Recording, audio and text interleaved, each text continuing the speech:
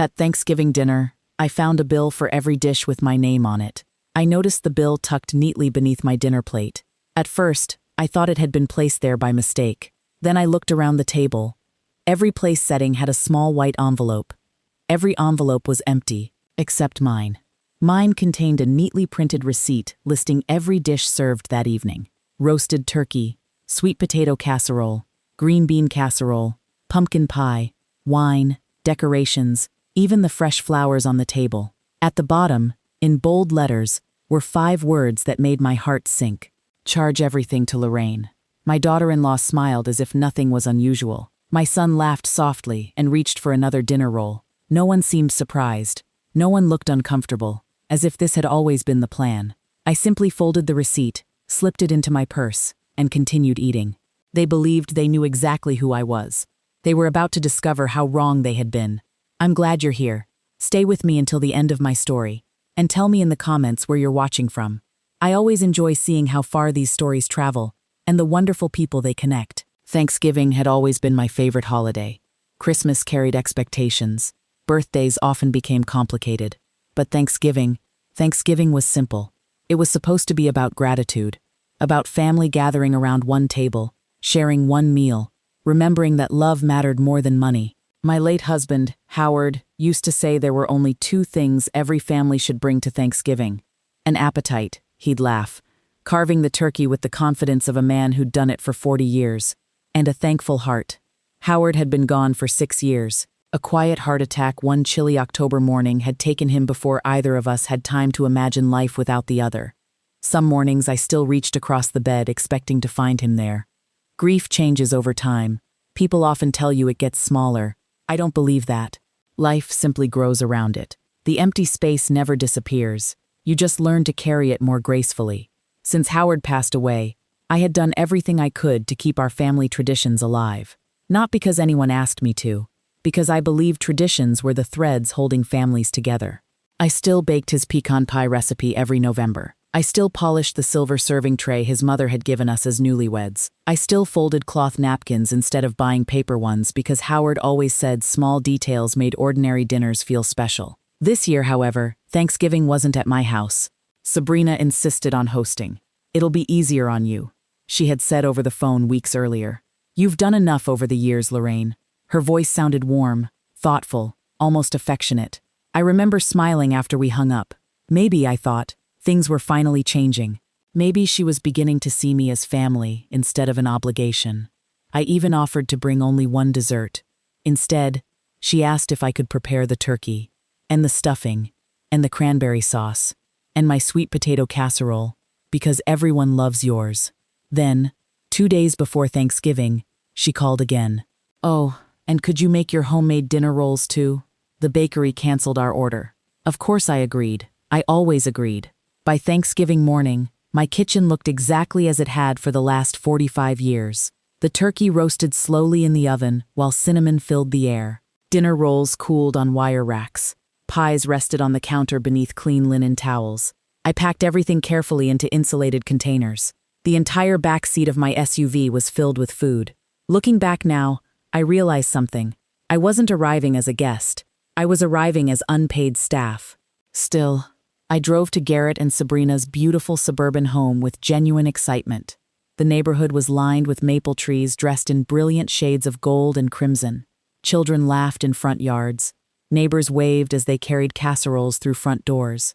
The entire street smelled like roasted turkey and fireplaces. It looked like something from an old holiday movie.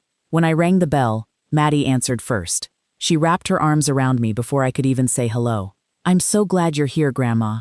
Her hug lingered longer than usual. When she finally stepped back, I noticed something I couldn't quite explain. There was sadness behind her smile, almost guilt. Before I had time to ask if everything was all right, Sabrina appeared in the hallway, wearing an expensive cream-colored sweater and the perfect smile she always saved for company. "Lorraine," she exclaimed brightly, "you made everything. You're a lifesaver. Not happy Thanksgiving. Not, you look wonderful. Not even a hug." Her first words were about the food. At the time, I brushed the feeling aside. I picked up the roasting pan, smiled politely, and walked into the kitchen. I had no idea that before the evening was over, one small piece of paper waiting beneath my dinner plate would forever change the way I looked at my own family. The kitchen was already buzzing when I carried the last casserole dish inside. Every counter was covered with food, crystal bowls filled with cranberry sauce, a charcuterie board arranged so perfectly it looked untouched. Pumpkin candles flickered beside polished copper cookware that I recognized immediately. Howard and I had bought those pieces during our 25th anniversary trip to Vermont. After he passed away, Garrett had asked if he could borrow them for special family dinners. I never asked for them back. "Just set everything over there," Sabrina said without looking at me.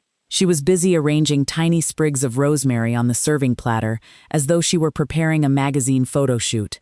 I carefully placed the turkey on the kitchen island. The smell filled the room instantly. For one brief moment, I thought maybe this Thanksgiving would still become the family gathering I had imagined. Maybe I had worried for nothing. Garrett walked in carrying 2 bags of ice. "Mom," he said with a quick smile, "the turkey smells amazing." "Your father would have approved," I answered. He smiled politely. "I know." That was all. Years ago, Garrett would have lifted the lid, stolen a piece of crispy skin, and laughed when I pretended to scold him. Howard would always defend him.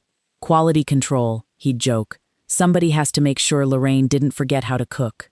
The kitchen would erupt with laughter. Today, no one laughed. Garrett grabbed a bottled water from the refrigerator and disappeared into the living room before our conversation had the chance to become one. I watched him leave. Sometimes distance doesn't happen all at once. Sometimes it arrives one short conversation at a time, one unanswered phone call, one canceled visit, one holiday where everyone seems just a little too busy, until one day you realize you no longer know how you became a guest in your own family. I tried not to dwell on the feeling. Instead, I rolled up my sleeves and began helping. Old habits are difficult to break. I sliced pies, refilled serving bowls, warmed gravy, polished fingerprints from wine glasses. Nobody asked me to. Nobody thanked me either. It simply seemed expected, as though I naturally belonged behind the kitchen counter instead of sitting with everyone else. Around 4 o'clock, guests began arriving. Garrett's brother-in-law came first with his wife, then Sabrina's parents, 2 neighbors, an old college friend of Garrett's. The house slowly filled with conversation and laughter. Several people complimented the aroma coming from the kitchen. "This turkey smells incredible. Who made the rolls? I've been waiting all year for this stuffing." Each compliment floated through the room. Each one landed somewhere near Sabrina. She smiled graciously every single time. "Thank you. So glad you like it. I worked really hard." Not once did she mention that I had prepared nearly everything sitting on the table. I told myself it didn't matter. Recognition had never been the reason I cooked. Still, it would have been nice to hear my name just once. As I carried another basket of warm rolls toward the dining room, I noticed Maddie watching me from across the hallway. She looked uncomfortable, not distracted, uncomfortable. She started walking toward me before stopping halfway. "You okay, sweetheart?" I asked quietly. She forced a smile. "Yeah, I'm fine." But she wasn't. Before I could ask another question, Sabrina called her name. "Maddie, can you help your grandfather with the drinks?" "Coming." She hurried away without another word. I watched her go. Teenagers usually hide excitement. Maddie looked like she was hiding guilt. The feeling settled heavily in my chest. Dinner was almost ready. Everyone gathered around the long dining table. It was beautifully decorated. White linen tablecloth, gold chargers, fresh eucalyptus woven through the center. Tiny candles reflected softly against crystal glasses. It looked elegant, warm, almost perfect. My assigned seat was near one end of the table, not beside Garrett, not beside my grandchildren, just another chair among many. Again, I told myself not to overthink it. Families changed, children grew up, traditions evolved. I pulled out my chair slowly. Something caught my attention. A small cream-colored envelope rested neatly beneath my folded napkin. I assumed it held a Thanksgiving blessing, perhaps a handwritten note. Sabrina loved little decorative touches. I smiled to myself. That was thoughtful. Across the table, I noticed identical envelopes sitting beneath everyone else's napkins. No one seemed interested in opening theirs. Perhaps they already knew what they contained. I slid into my chair. Conversations continued around me. Football played quietly on the television in the family room. Someone laughed at a joke I couldn't quite hear. Wine glasses clinked together. For a moment, Everything looked exactly like the Thanksgiving dinners Howard and I had hosted for decades. Normal, peaceful, safe. Then Sabrina stood and tapped her wine glass with a spoon. "I just wanted to thank everyone for coming," she said cheerfully. "This year has been so special, and I'm grateful we could all celebrate together." Everyone raised their glasses. I smiled and lifted mine too. She looked around the table before adding one more sentence. "And before we eat, don't forget to check the little surprise waiting at your seat." My fingers slowly reached for the cream-colored envelope, without the slightest idea that the next few seconds would change the way I saw my own family forever. I picked up the envelope carefully. The paper felt heavier than it should have. For a second, I actually smiled. Maybe Sabrina had written little thank you notes for everyone. Maybe she had printed family photos. Maybe she was trying to create one of those Pinterest-worthy holiday memories she loved so much. I slid my finger beneath the flap. Inside was a single folded sheet of paper. Not a greeting card, not a prayer, not a family recipe, a receipt. At first, I didn't understand what I was looking at. Roasted turkey, $126 dinner rolls, $38 pumpkin pie, $42 wine, $114 flowers, $86 table decorations, $73 disposable containers, $19 cleaning supplies, $31 I kept reading. Every single item served that evening had been listed. Even the fresh herbs, even the butter, even the candles burning down the center of the table. At the bottom appeared one final line. Total due, $842.67. Beneath it, charge to Lorraine Bishop. For several seconds, I simply stared. The conversations around me faded into the background. I heard laughter, silverware clinking against china, someone asking for more cranberry sauce. But it all sounded strangely far away, as though I were underwater. I slowly looked around the table. Everyone else had opened their envelopes. Most were already laughing. One guest folded his paper into an airplane. Another pretended to frame it like a certificate. Then I noticed something. Every other envelope was empty. Mine was the only one that contained a bill. My heart dropped. Not because of the money. $800 wasn't going to ruin me. Howard and I had spent decades saving carefully. I could easily afford the dinner. That wasn't the point. The point was that someone had planned this, printed it, folded it, placed it beneath my plate. Someone thought I should quietly pay for everyone's Thanksgiving dinner without even asking me first. Sabrina raised her wine glass. "Well," she laughed, "I guess everybody knows who's always been the generous one." A few people chuckled politely. Garrett smiled. Not proudly, not cruelly. Just comfortably. Like this was completely normal. One of Sabrina's friends laughed. "You're lucky to have such an amazing mother-in-law." Sabrina grinned. "Oh, Lorraine never minds. Never minds." Such simple words, yet they carried years of assumptions, years of expectations, years of believing my kindness came without limits. I looked toward Garrett. Surely he would say something, anything. Even, "Mom, you don't have to do that." Instead, he reached across the table, picked up another dinner roll, and said casually, "Mom always says Thanksgiving isn't about money." The table laughed again. I remembered saying those exact words years earlier. Howard had accidentally burned the first turkey we ever cooked together. We ended up ordering fried chicken from a little diner that stayed open on holidays. I laughed so hard that night my stomach hurt. Money didn't matter. Perfection didn't matter. Being together was enough. That was what I meant. But somehow, my words had been transformed into permission. Permission to assume. Permission to take, permission to never ask. I carefully folded the receipt along its original crease, then folded it once more. My movements were slow, steady. No one noticed, or perhaps no one cared. I slipped the paper into my purse. Sabrina tilted her head. "So," she smiled brightly. "Is everything okay?" Every face turned toward me, waiting, watching, expecting.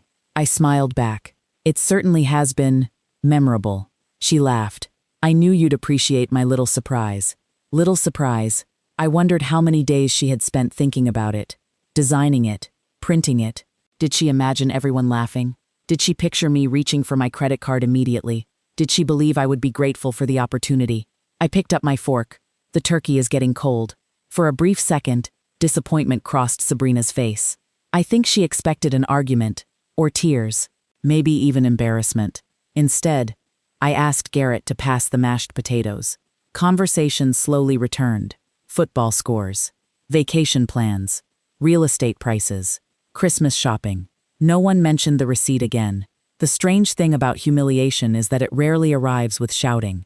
Sometimes it comes wrapped in laughter. Sometimes everyone around you smiles while quietly agreeing that your dignity is worth less than their convenience.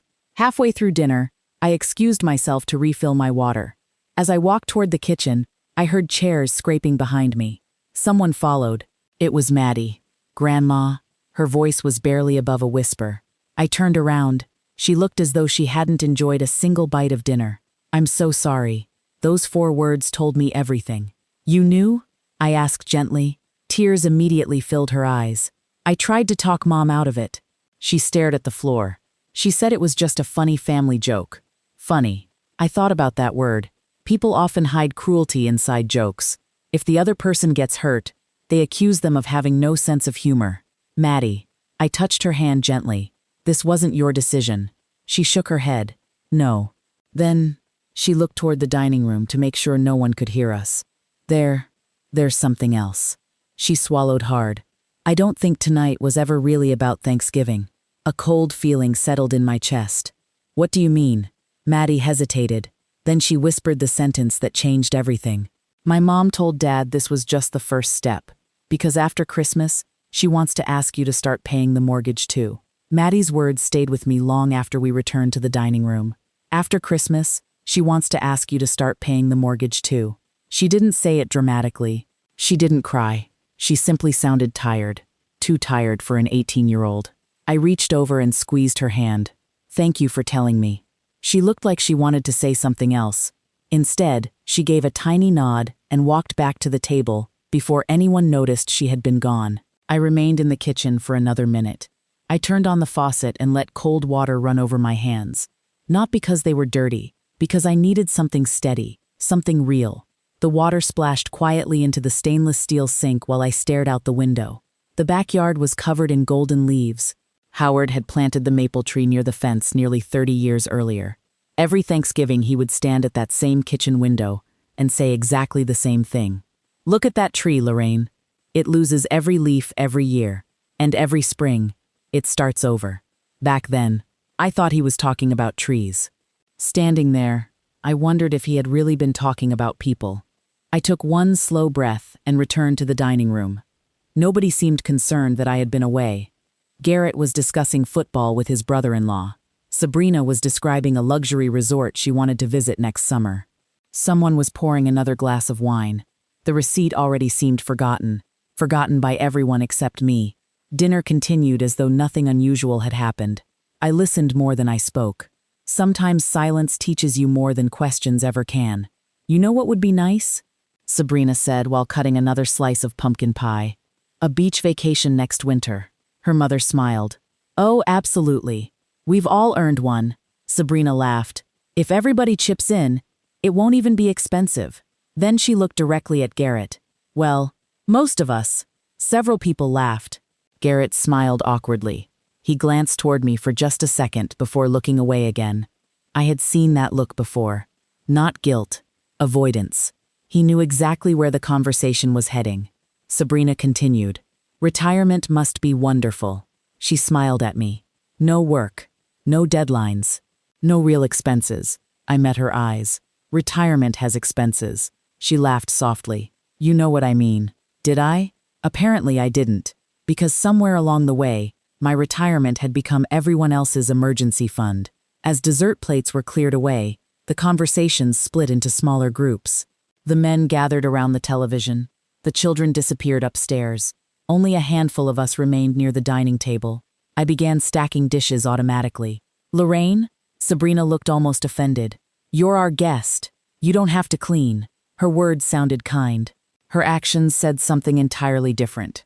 I smiled. "I've been cleaning up after Thanksgiving dinners for almost 50 years. It feels strange not to."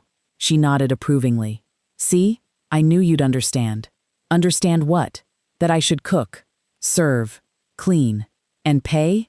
The realization didn't hit me all at once. It arrived piece by piece, like tiny cracks spreading across glass. Individually, each crack looked harmless. Together, they changed everything. As I carried dishes into the kitchen, memories began surfacing. Garrett's first apartment. He couldn't afford the security deposit. Howard and I quietly wrote the check. When Sabrina started her event planning business, the bank denied her small business loan. She cried at our dining room table. Howard looked at me. I already knew what he was thinking. We loaned her the money. No contracts, no interest, just family helping family. Years later, when Maddie needed braces, insurance didn't cover everything. I paid the orthodontist directly.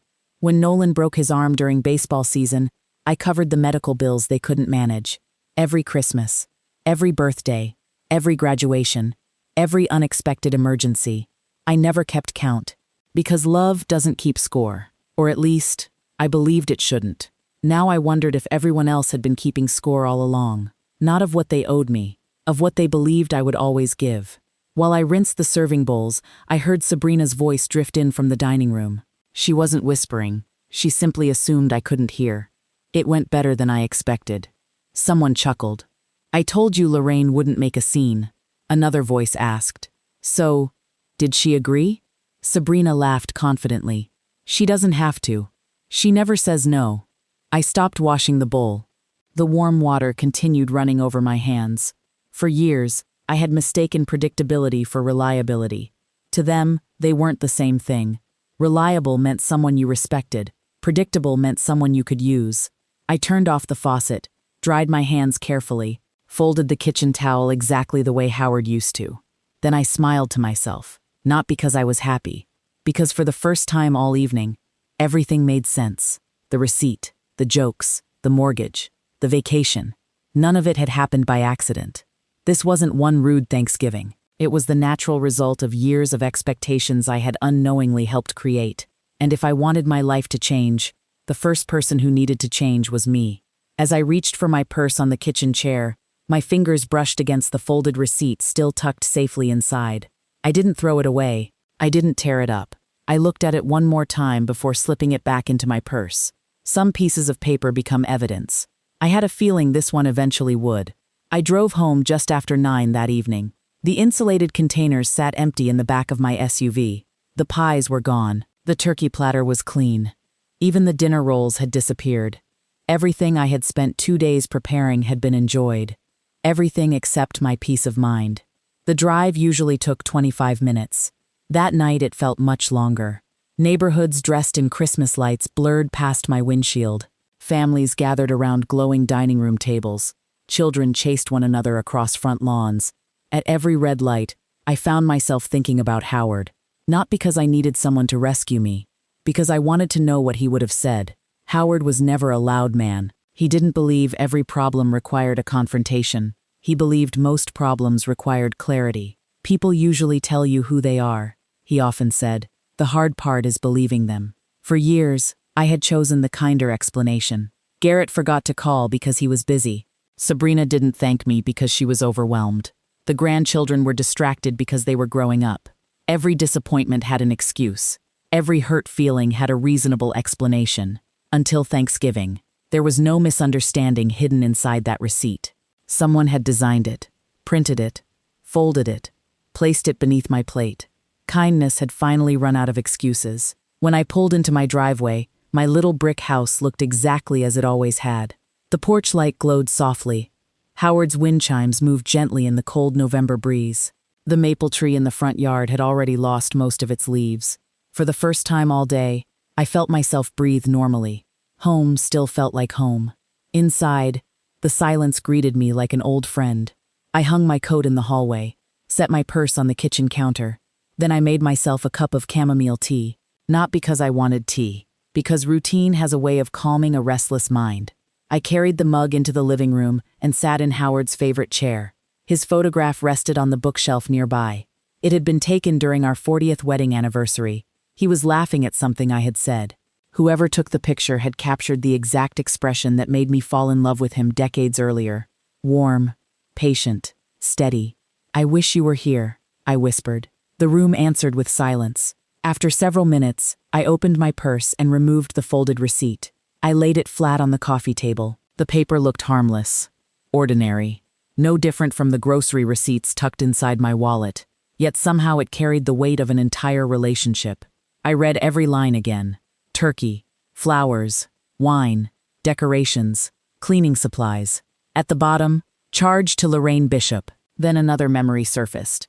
About 8 years earlier, Garrett had called me late on a Friday night. "Mom, I hate asking." Those words alone had been enough. His company had delayed payroll because of an accounting problem. He needed money immediately to cover the mortgage. Howard didn't hesitate. We transferred the money that same evening. A week later, Garrett repaid every dollar. He thanked us 3 different times. He even brought flowers for me and a bottle of bourbon for Howard. That son understood gratitude. So where had he gone? Or perhaps, when had he stopped being that man? I leaned back and closed my eyes. The answer arrived quietly. It hadn't happened overnight. It happened after Howard died. While I was learning how to live alone, Garrett had slowly learned that saying yes was easier than saying no to his wife. Each year, Sabrina asked for a little more. Each year, Garrett objected a little less. Each year, I noticed something strange. The requests rarely came from him anymore. They always came from Sabrina. "Could you help with daycare? Could you cover summer camp? Could you lend us money until the bonus arrives? Could you buy the new refrigerator? Could you help with the kitchen renovation?" Every request sounded temporary, reasonable, responsible. Looking back, I realized something else. Not once had Sabrina ever asked, "Can you afford it?" She only asked, "Can you do it?" There is an important difference between those two questions. One shows concern, the other assumes access. Around midnight, my phone vibrated on the coffee table. A message from Garrett. "Thanks again for everything today, Mom. Dinner was great. Love you." I stared at the screen for a long time. Not a single word about the receipt. Not a single apology. Not even an acknowledgement that what had happened might have been hurtful. I typed a reply. "I'm glad everyone enjoyed the meal." Then I erased it. I tried again. "We should talk soon." I erased that one too. Finally, I placed the phone face down without answering. Some conversations deserve preparation, not emotion. A few minutes later, another message appeared. This time from Maddie. "Grandma, I'm really sorry. I shouldn't have stayed quiet." I smiled sadly. She was carrying guilt that didn't belong to her. I replied immediately. "None of this was your fault, sweetheart. Thank you for being honest with me. I love you." Her response came less than a minute later. "I love you too. Please don't let Mom know I told you." I promised I wouldn't. Then I turned off my phone completely. For the first time in years, I didn't want anyone else's voice influencing my thoughts. I wanted to hear my own.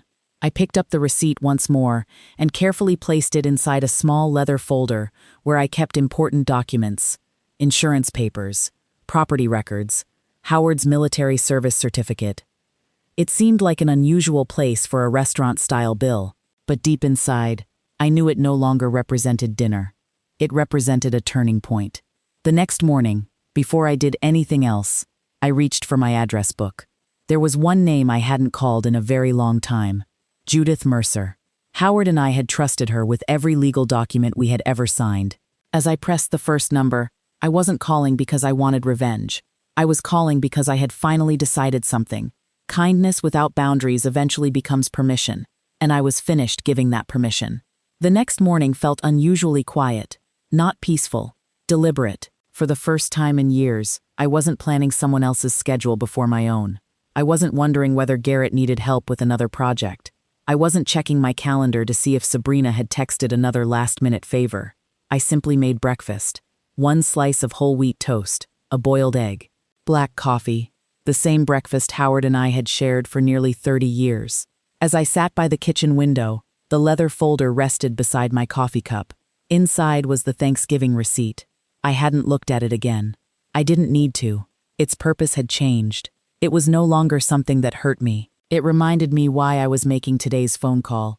At exactly 9 o'clock, I dialed Judith Mercer. She answered on the second ring. "Lorraine?" Her voice hadn't changed at all. Warm, calm, professional. "It's been too long." "It has," I replied. "I was hoping we could meet." She paused for only a second. "Is everything all right?" I looked toward Howard's empty chair. "I think it's finally time to review my estate plan." Another brief silence, then Judith spoke gently. "How about this afternoon? I'll make room."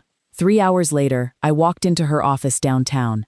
Everything looked familiar. The same dark walnut bookshelves. The same framed law degree hanging behind her desk. The same small brass clock Howard had once joked, never seemed to lose a second. Judith stood and hugged me. Not the quick, polite embrace people often give. A genuine one. "I'm glad you came. So am I." She waited until we were both seated before speaking again. "So, what happened?" I reached into my purse and placed the folded receipt on her desk. She adjusted her reading glasses. Read every line, then looked up at me. "Would you like to tell me about it?" So I did. Not dramatically, not angrily. I told her about Thanksgiving, about the envelope beneath my plate, about the laughter, about the conversation I overheard in the kitchen, about Maddie's warning concerning the mortgage. Judith never interrupted. She simply listened. When I finished, she folded her hands. "Lorraine, do you know what concerns me most?" I assumed she would mention the money. Instead, she shook her head. "It isn't the receipt. It isn't even the mortgage. It's the assumption." I nodded slowly. "They never asked." "Exactly." She leaned forward slightly. "Some families borrow. Other families expect. Those are very different relationships." Her words settled quietly between us. She was right. Howard and I had always helped because we chose to. Somewhere along the way, choice had become obligation. Judith opened my file cabinet folder. It was surprisingly thick. Howard believed in keeping excellent records. Every will, every amendment, every trust document, every charitable donation, every property record, everything was there. She flipped through several pages before stopping. "I haven't updated this in almost 6 years. I know. Howard passed away. I just couldn't. You weren't ready." "No, I wasn't." She smiled gently. "Are you ready now?" I looked directly at her. "Yes." There was no hesitation in my answer. For the first time since Thanksgiving, I felt completely certain of something. Not angry, not bitter, simply certain. Judith slid a yellow legal pad toward me. "Let's begin with a simple question. What do you want your estate to accomplish?" I thought about it carefully. Years ago, my answer would have been easy. Take care of Garrett. Protect the grandchildren. Keep everything equal. Now, the answer sounded different. I want my assets to reflect my values. Judith smiled. "That's a much better answer." We spent the next hour reviewing everything. My home, my retirement accounts, Howard's investments, the charitable foundation we quietly supported every Christmas. Then Judith asked another question. "Are there ongoing financial gifts?" I almost laughed. "There are quite a few." Together we made a list. Monthly help with Nolan's private school tuition, summer camp contributions, birthday checks, holiday money, the annual family vacation fund, unexpected emergencies, home repairs, business loans that had somehow never been repaid. The list covered nearly an entire page. I stared at it in disbelief. Seeing everything written down changed something inside me. Each individual gift had seemed reasonable. Together, they represented years of silent dependence. Judith looked at me kindly. "Did anyone ever pressure you?" I considered the question. "No, not directly. They just learned I'd always say yes." She nodded. "Patterns are powerful. So are boundaries." I smiled faintly. "I've never been very good at boundaries. Most generous people aren't." She reached for another folder. "We don't need to punish anyone." Her words immediately brought me relief, because punishment wasn't what I wanted. "I know. What we need," she continued, "is to remove assumptions." That sentence stayed with me. Remove assumptions. Not remove love, not remove family. Just remove the expectation that my wallet would always appear whenever someone else's plans became expensive. By late afternoon, we had a clear plan. Several updates would be prepared. Some financial gifts would end immediately. Others would require written agreements if they continued. Future loans would remain exactly that. Loans. Not invisible gifts everyone quietly forgot. As I stood to leave, Judith handed the Thanksgiving receipt back to me. "You should keep this." "I intend to." She smiled knowingly. "Not because of the amount, but because one day you'll need to remember why you finally said enough." I slipped the folded paper back into my purse. Walking toward my car, I realized something had already changed. Nothing in Garrett's life had changed. Nothing in Sabrina's life had changed. They didn't even know I had spent the afternoon with an attorney. And yet, everything in my life already felt different. Because sometimes the most important decision isn't the one you announce. It's the one you quietly make before anyone else sees it coming. The following week passed more quietly than any week I could remember. Not because my life had suddenly become peaceful, because I had stopped volunteering for problems that weren't mine. For years, every morning had started the same way. I checked my phone before making coffee. If Garrett had texted, I answered immediately. If Sabrina called, I picked up before the second ring. If someone needed money, babysitting, groceries, or another favor, I rearranged my entire day without thinking twice. Now, I made my coffee first. I watered the plants Howard had loved. I read the newspaper from beginning to end. It felt strangely unfamiliar, almost selfish, until I realized it wasn't selfish at all. It was simply normal. 3 days after meeting Judith, my phone rang. Garrett. I watched his name appear on the screen. For the first time in years, I let it ring twice before answering. Hi, Mom. Good morning, Garrett. He sounded distracted. Not upset, not worried, just busy. Hey, I wanted to ask you something. Of course he did. I waited quietly. Sabrina found a cabin for all of us after Christmas. It'll be great for the kids. He paused. We're just trying to work out the budget. There it was. Not even a full week had passed since Thanksgiving. I stirred my coffee slowly. That sounds nice. It is. We're thinking everyone could contribute. Another pause. Then came the sentence I already knew was coming. You've always helped with family trips. Always. That word again. Always. People become trapped by that word. Always available. Always understanding. Always forgiving. Always paying. I smiled even though he couldn't see me. I won't be contributing this year. Silence. Not angry silence. Confused silence. What do you mean? I mean exactly that.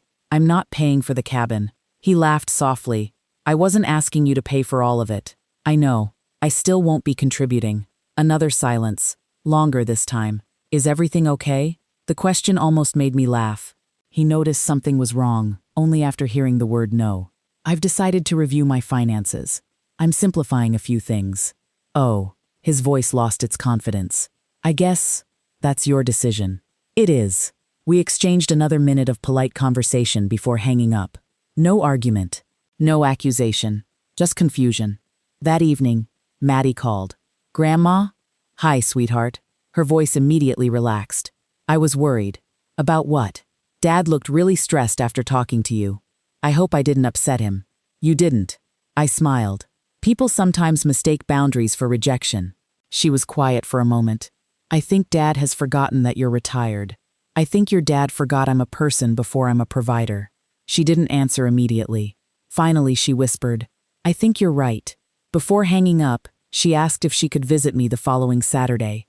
Of course. You never have to ask. Saturday morning arrived with the first snowfall of the season, just enough to dust the rooftops. Maddie arrived carrying 2 coffees and a paper bag from my favorite bakery.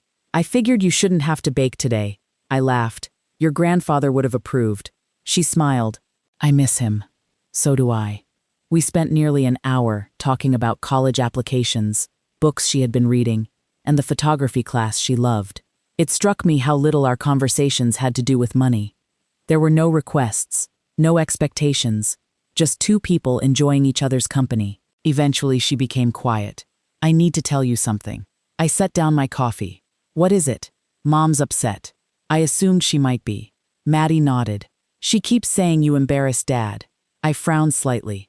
How? Because you wouldn't help pay for the cabin. I looked out the window at the falling snow.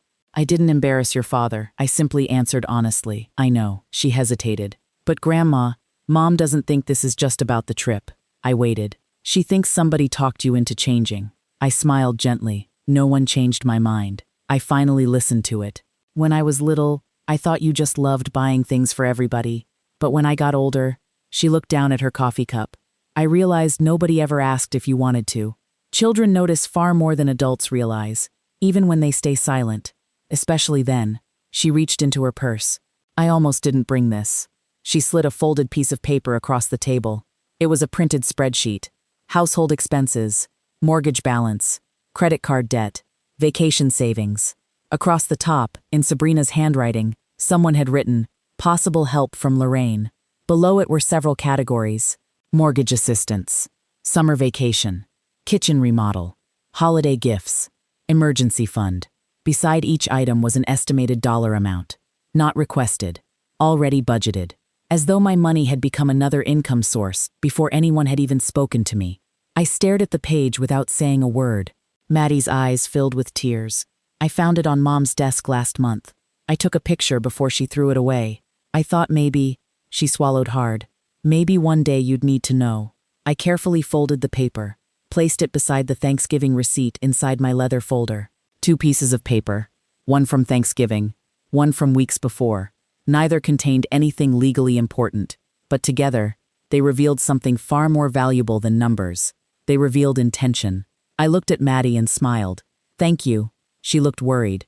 Are you angry? I thought about the question carefully. No. I think I'm finally seeing clearly. And sometimes, seeing the truth is far more powerful than reacting to it. The week before Christmas arrived faster than I expected. Snow covered the neighborhood. Store windows glowed with strings of white lights. Everywhere I went, people wished one another happy holidays. For the first time in many years, I wasn't exhausted before Christmas even began. Normally, by the middle of December, my calendar looked like a second full-time job. Shopping for everyone, wrapping presents, contributing to holiday dinners, writing checks for things nobody had planned to afford until they remembered I existed. This year was different. Judith had already completed every document we discussed. The updates to my estate plan were signed. The automatic transfers I had quietly been making each month had been stopped. Nothing dramatic, nothing announced. The money simply stayed where it belonged, in my own accounts. It felt strange at first. Then it felt peaceful. One Tuesday afternoon, my phone buzzed. Sabrina. I let it ring. She called again, then a third time. Finally, I answered. Lorraine! Her cheerful voice sounded almost theatrical. I've been trying to reach you. I've been busy. Oh, a brief pause. Well, I wanted to ask you something. Of course she did. We're almost ready for Christmas. Wonderful. The only problem is, she sighed dramatically. The kitchen renovation went over budget. I remained silent. She continued. You know how these contractors are. I did. Howard had been a contractor for nearly 40 years. Unexpected costs happened. Poor planning happened more often. We're a little tight right now. Another pause.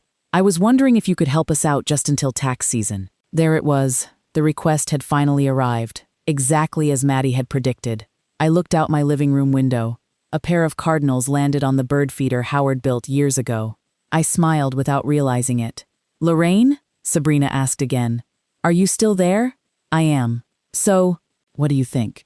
I hope your renovation turns out beautifully. Silence. I mean, she laughed nervously. About helping. I won't be able to do that. Her voice changed immediately. What? I won't be contributing. Not this time. Another long silence. But, I thought. She stopped herself. Thought what? That I always said yes? That retirement meant unlimited savings? That kindness had no limit? I understand this may be disappointing. I kept my voice calm.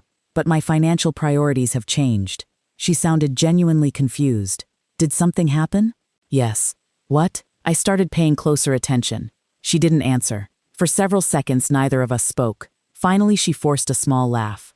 Well, I guess Garrett and I will figure something out. I know you will. We ended the conversation politely. No shouting, no insults. Just 2 women who suddenly understood they were no longer having the same relationship. Less than an hour later, Garrett called. Mom! His voice sounded careful.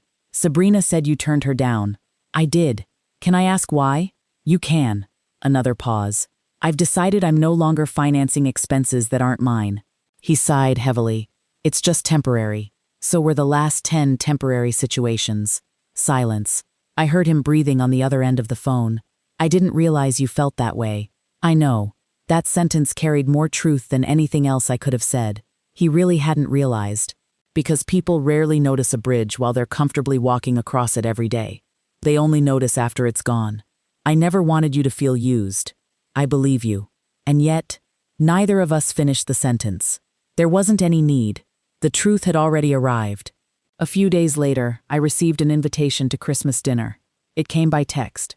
Simple, brief. No mention of bringing food.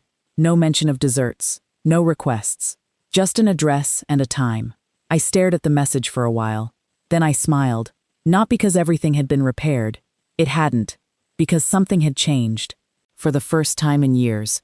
They didn't ask me to finance Christmas before inviting me to celebrate it.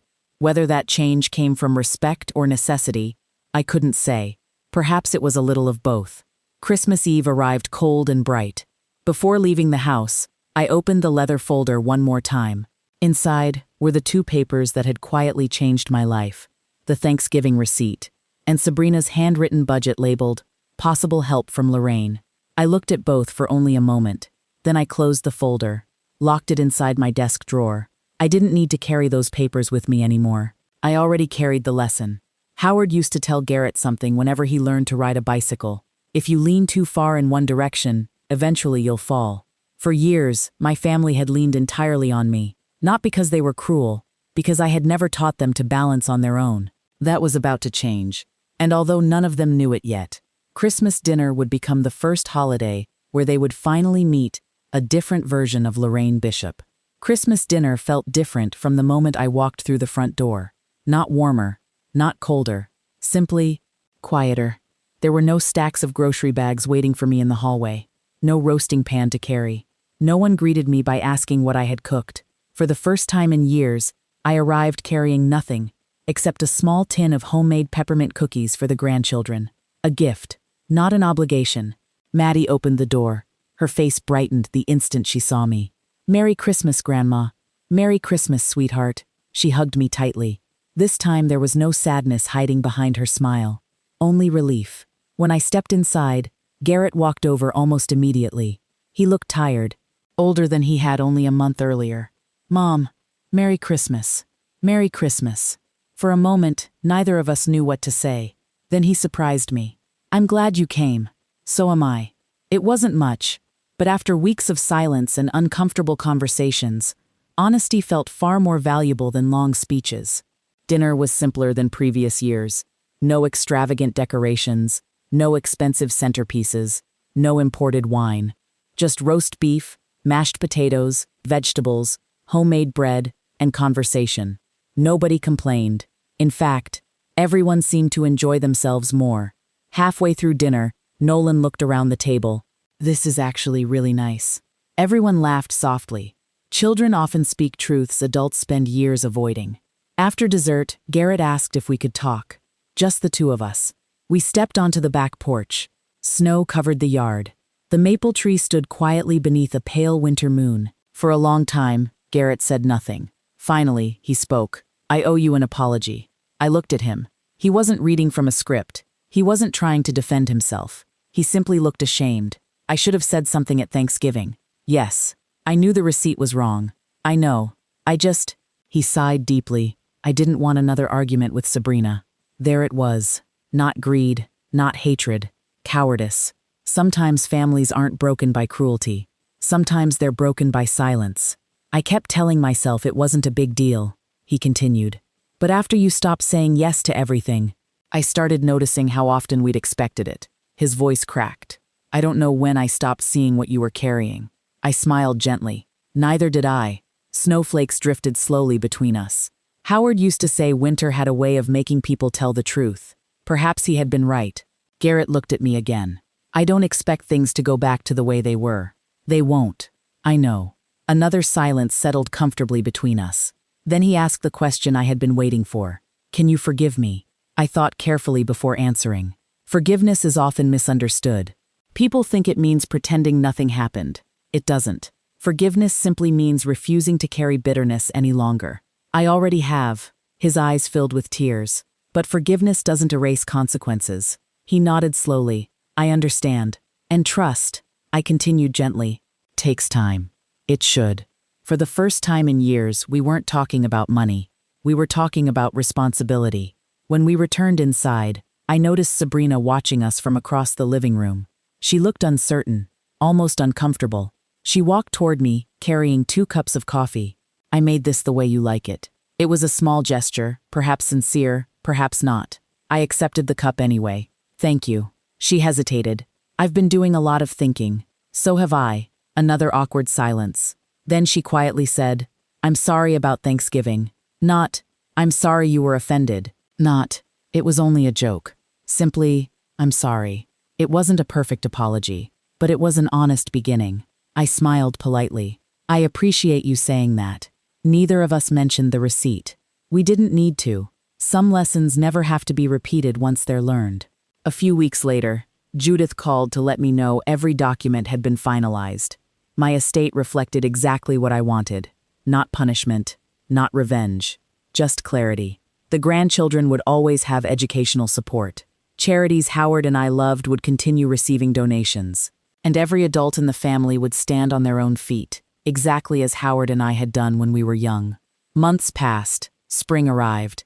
The maple tree outside my kitchen window filled with new green leaves, just as Howard always promised it would. One Saturday afternoon, Maddie stopped by after touring her future college campus. She found me planting flowers near the front porch. "You look happy," she said. I smiled. "I am." "What changed?" I thought about the question. Then I laughed softly. For years, I believed love meant giving people everything they asked for. I brushed a little soil from my gardening gloves. Now I understand something different. "What?" "Love without respect eventually becomes obligation." She nodded thoughtfully.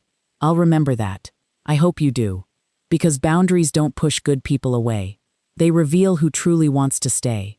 Every Thanksgiving since then has looked a little different. Smaller, simpler, much less expensive. Sometimes everyone comes. Sometimes only a few of us gather. And honestly, either way is perfectly fine. No one places envelopes beneath my dinner plate anymore. No one jokes about my wallet. No one assumes my answer before asking the question. The Thanksgiving receipt still rests inside my leather folder.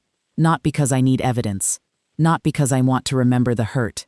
Because it reminds me of the day I finally understood that generosity is a beautiful gift, but only when it is freely given.